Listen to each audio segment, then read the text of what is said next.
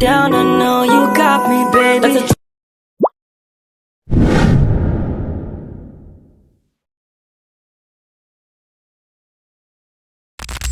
Biografi Muhammad Natsir. Muhammad Natsir 1908-1993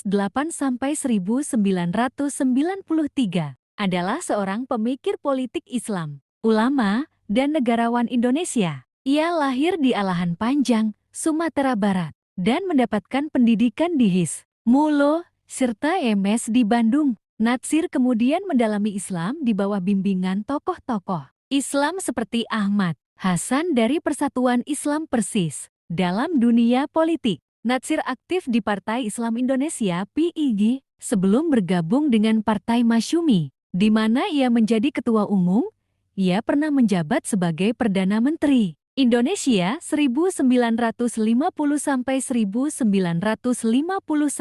dan dikenal sebagai penggagas mosi integral Natsir yang menyatukan Indonesia kembali ke negara Kesatuan Republik Indonesia (NKRI). Setelah periode federalisme, setelah Masyumi dibubarkan oleh Soekarno pada 1960, Natsir aktif dalam gerakan dakwah Islam melalui Dewan Dakwah Islamiyah Indonesia (DDII). Ia juga sering berinteraksi dengan pemikir Islam internasional, menjadikannya salah satu tokoh yang memperjuangkan integrasi Islam dalam kehidupan politik dan sosial. Gagasan utama Muhammad Natsir, pertama, integrasi Islam dan negara Islam harus menjadi pedoman moral dalam politik tanpa menjadikan negara sebagai teokrasi. Kedua, mosi integral 1950 mengembalikan Indonesia ke bentuk NKRI dari Republik Indonesia Serikat (RIS). Ketiga, pendidikan Islam menekankan pentingnya pendidikan berbasis Islam untuk membangun karakter dan kepemimpinan umat. Keempat, persatuan umat Islam, mendorong ukhuwah Islamiyah agar umat tidak terpecah dalam politik dan sosial.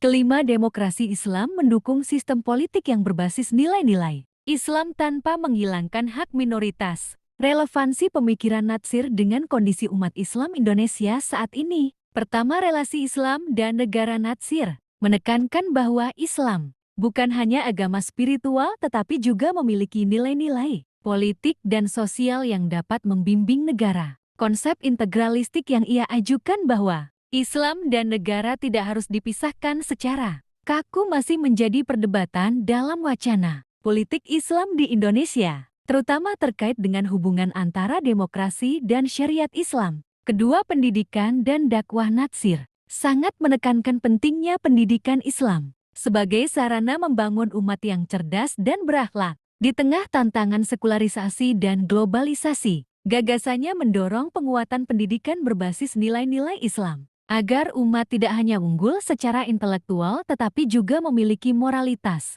yang kuat. Ketiga, demokrasi dan politik Islam. Natsir menolak sekularisme ala Barat tetapi tetap mendukung sistem demokrasi dengan nilai-nilai Islam dalam konteks politik saat ini, di mana banyak partai Islam menghadapi dilema antara pragmatisme politik dan idealisme Islam. Gagasannya tentang politik yang berlandaskan moralitas Islam menjadi relevan dalam mendorong politik yang bersih dan beretika. Secara keseluruhan, pemikiran Natsir masih sangat relevan bagi umat Islam Indonesia, terutama dalam membangun harmoni antara Islam, demokrasi, dan kebangsaan.